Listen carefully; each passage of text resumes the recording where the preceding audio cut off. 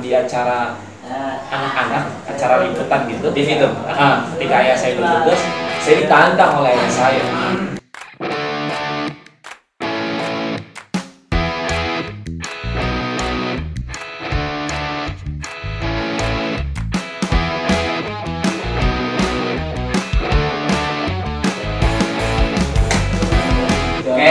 Assalamualaikum warahmatullahi wabarakatuh. Merdeka. Merdeka. Kembali lagi malam ini bersama kami di podcast Toleransi dan Perdamaian.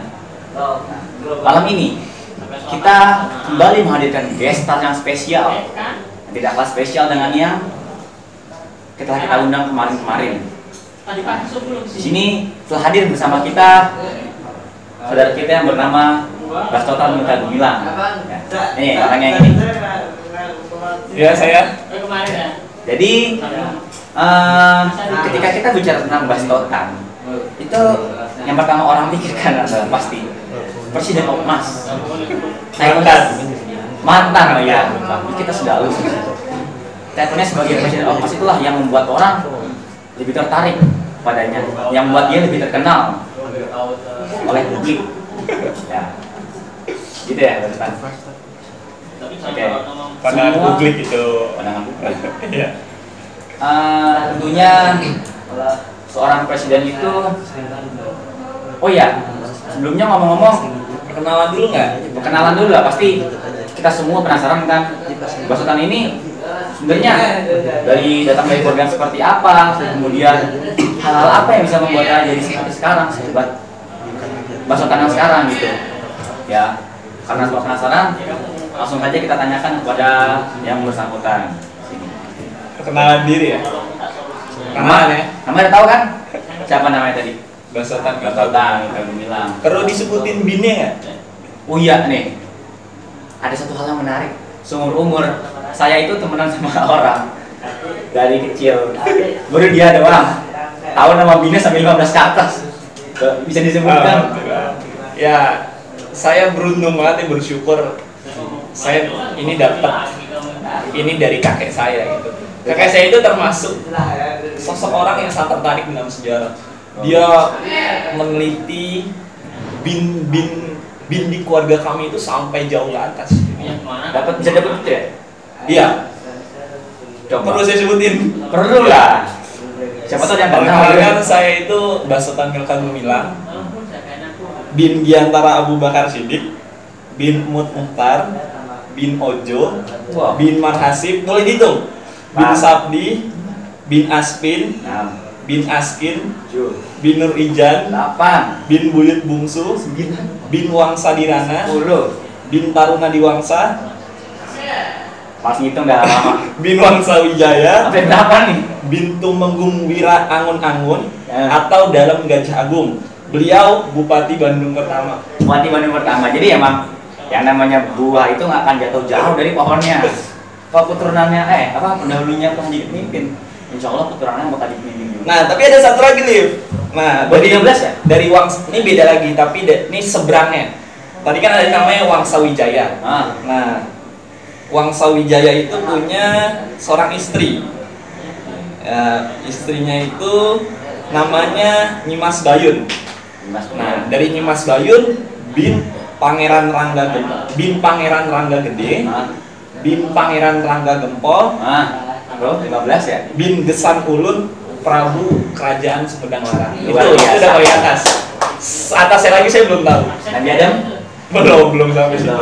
Perlu tapi harus dicari kayaknya. Itu bisa memperkirakan nggak tahun berapa Masehi sih? Yang ke 15 tadi ya? Prabu siapa tadi? Seribu sebelumnya itu ya masih 1000. Berarti kisaran kekhalifahan siapa itu? Maya kali. Iya. Keren banget. ya itu lah. Itu dari bin. Dan saya itu blasteran sih.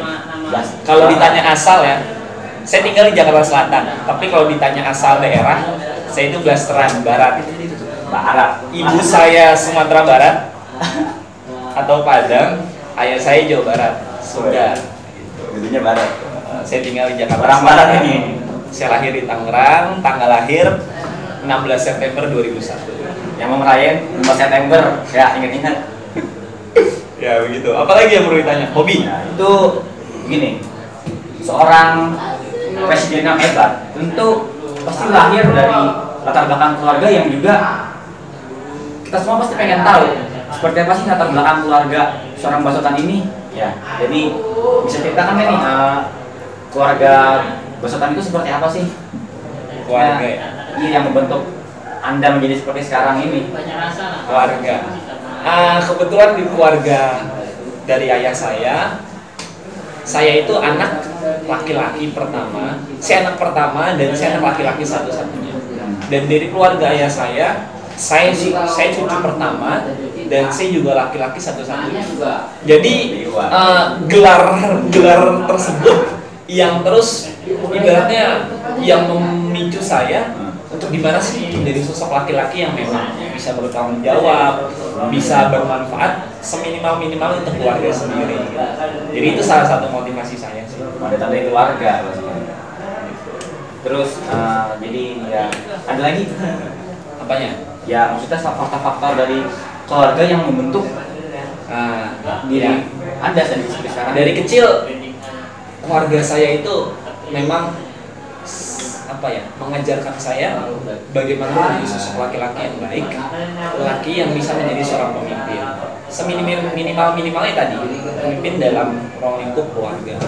Dari kecil itu saya udah diajarin bagaimana bisa menjadi sosok yang percaya diri. Kebetulan ayah saya itu kan kerja di televisi dulu, jadi seorang kameramen, jadi seorang editor. Dari kecil, ketika saya masih jadi anak kecil yang pemalu, ketemu orang aja masih malu. Saya dulu orang yang pemalu banget, orang malu.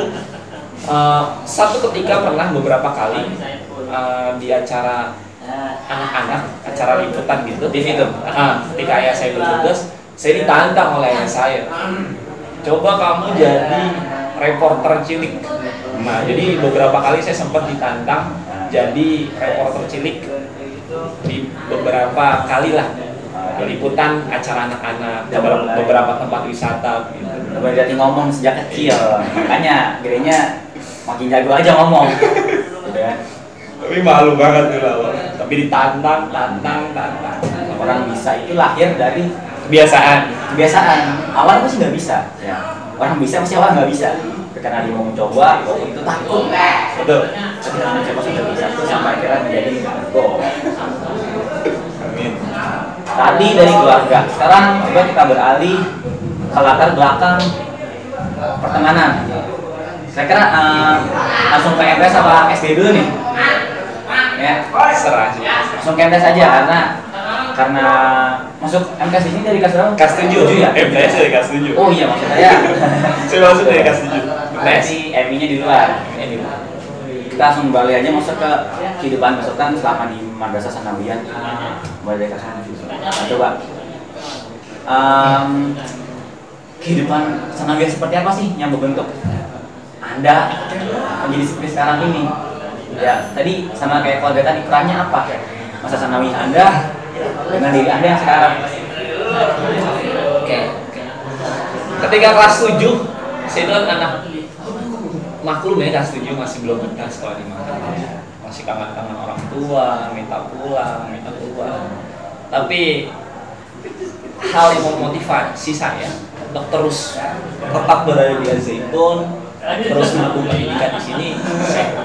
Syekh Al-Zaitun yang memicu saya, stimulus saya untuk bisa tetap semangat. Dalam bentuk apa itu, kata-kata? Iya, sosok beliau, sosok figur beliau yang meyakinkan saya bahwa saya bisa terbentuk menjadi seorang laki-laki di sini. Laki-laki sebenarnya. Ya, saya tertarik dari sosok figur beliau ketika tausiah Jumat.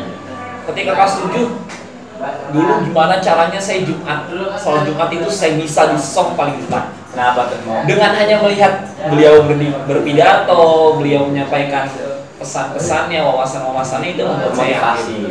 Saya yakin, ya dulu itu yang menyingkirkan kesedihan saya gitu. Obat kesedihan. Betul, obat kesedihan. Jadi sosok figur Syekh itu sebagai obat penyembuh rindu pada orang tua. Dan ketika awal-awal juga ayah saya menantang saya waktu itu. Ini ada hubungannya dengan organisasi ya. Ketika kelas 7 kalau nggak salah, ayah saya nantang. Saya dipanggil kan Gilang. Gilang itu singkatan dari Gumilang. Gilang. Kalau di rumah dipanggil Gilang. Kalau di sini bisa Bas Totan, Bas, ya tau lah. Milka juga bisa. Saya ditantang. Gilang, kalau kamu kan kamu harus tahu tuh ada namanya Okmas. Gitu. Kalau kamu bisa jadi menteri aja itu udah hebat banget.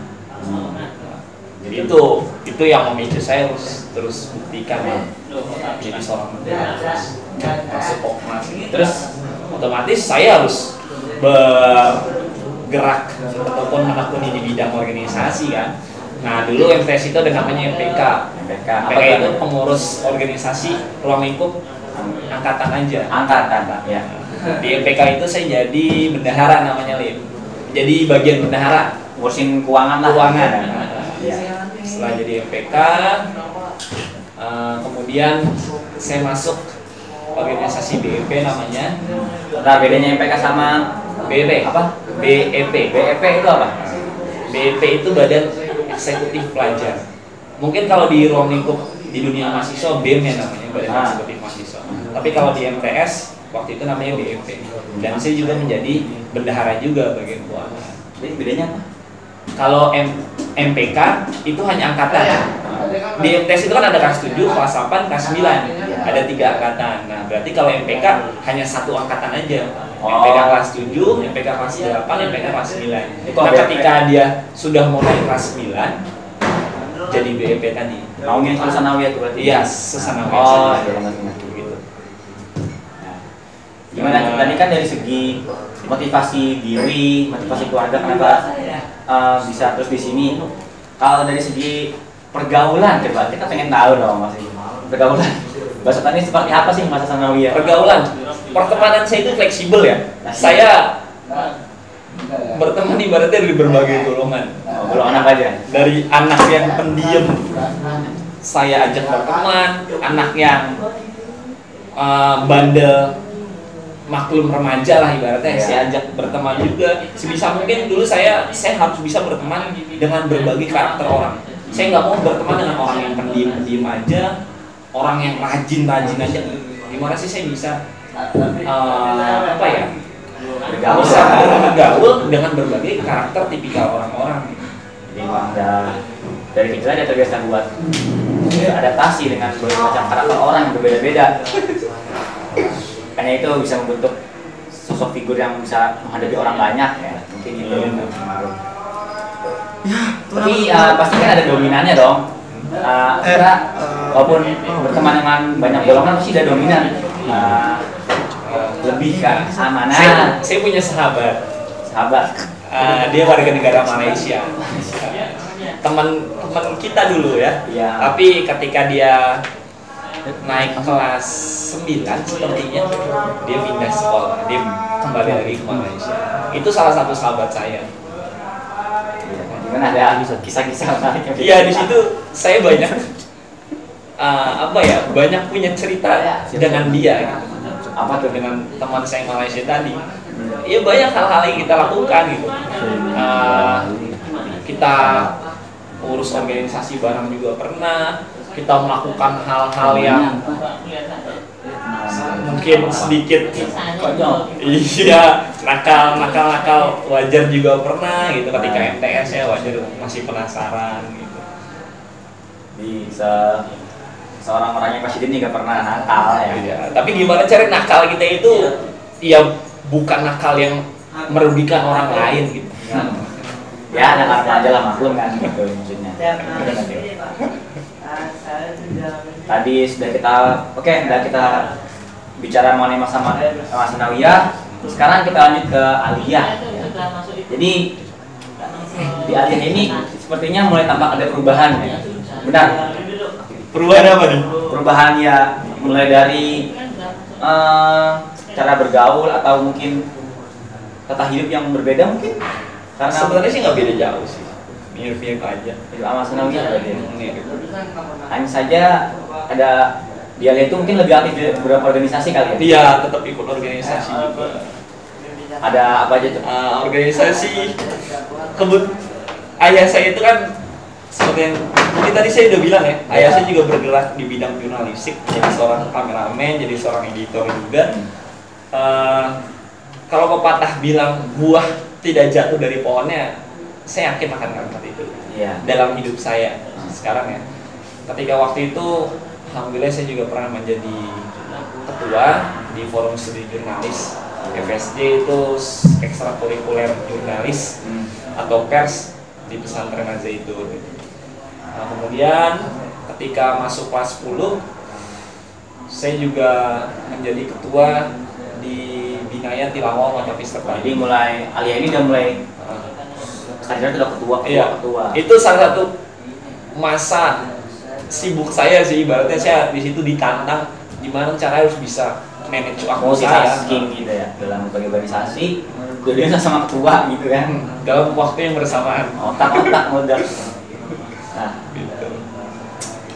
Berarti ya. Mau tanya nggak Binaya Tilawah Watapis Terpadu itu apa?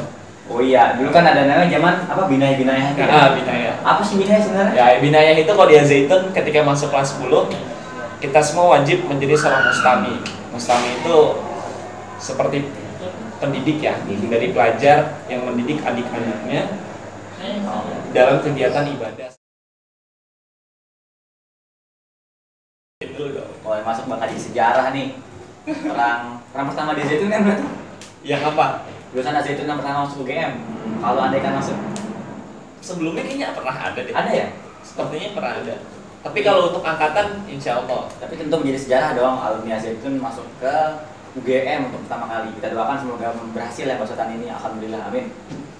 Kayaknya sebelumnya udah ada juga ya. Nah, kayaknya udah ada.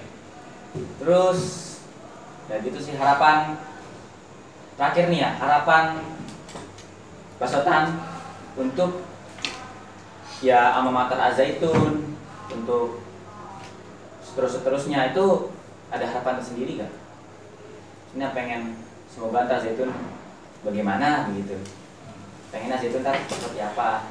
Harapannya? Atau punya tujuan apa ntar buat Al-Zaitun pengen punya rencana? Nggak milih MBT tadi nggak dibahas? Oh iya, kan ada program MBT itu ya, yang mengangkat batang yang terendam. Ya. Yang program dijalankan oleh Syekh Zaitun. Nah, kenapa Basutan kan notabene sebagai presiden ya, yang ya harusnya dong cinta kepada umatnya lebih besar. Betul. Nah, sepakat saya. Kenapa ketika saya menunjukkan program MBT, kenapa Anda tidak milih MBT? Kenapa justru memilih universitas yang lain di luar? Oke, kalau menurut saya ya, ketika alumni tidak memilih program MBT dalam artian masuk ke dua universitas tadi, Institut Yahya Al-Aziz, kemudian UGJ. Kalau alumni kita tidak memilih itu, menurut saya kita tidak bisa langsung menilai dia sebagai alumni yang tidak mau berkontribusi dan tidak cinta terhadap Al-Zaitun gitu. Iya. Kenapa prinsip saya tetap harus ikut MBT. Saya harus bantu, saya juga harus mengambil peran gitu untuk meningkatkan, mengembangkan Al-Zaitun sebagai seorang alumni gitu kan. Saya tetap ikut MBT, tapi saya punya ya saya yakin di diri saya ikut MBT eksternal gitu. Oh, jadi ada jalur MBT. Saya tetap ikut MBT tapi secara eksternal gitu. Kelas sendiri aja sih gimana? Jadi gimana caranya kita alumni yang di luar dalam artian tidak masuk dua universitas tadi, kita juga tetap bisa menjadi sosok alumni yang tetap berkontribusi untuk Mahat. Karena saya rasa di luar, remaja-remaja di luar sana, mahasiswa-mahasiswa di luar sana, anak muda, milenial, saya rasa mereka tetap butuh sosok seperti kita gitu. Sosok santri-santri Al-Zaitun yang diharap bisa membawa kebaikan untuk anak muda di luar sana. Iya betul. Jadi kita nggak boleh langsung ngejudge. Yang namanya nggak MBT, wah nggak cinta Zaitun nih orang, nggak bisa begitu ya. Gitu. Oke, ya. Karena saya juga punya mimpi gimana caranya santri Al-Zaitun, alumni Al-Zaitun itu bisa menyebar di berbagai universitas terbaik di Indonesia. Ada alumni kita yang ikut MBT di UGJ, IAI, terus ada juga yang masuk UI, UGM, Unpad, ITB, IPB. Karena saya rasa ketika alumni sudah masuk ke situ menjadi sosok alumni yang hebat, saya rasa alumni bisa mengambil peran lebih di situ gitu. Oke, gitu. Jadi begitu apa yang kita dapat dari wawancara dengan saudara Basotan ya. Dari mulai motivasi dia untuk jadi presiden sampai dengan harapannya untuk Al-Zaitun. Tadi telah kita bahas semuanya ya malam ini. Ya. Oh iya, ini tadi saya mampir dari toko Al-Zaitun. Barang bagus. Ini namanya Pari Kesit Tel Java.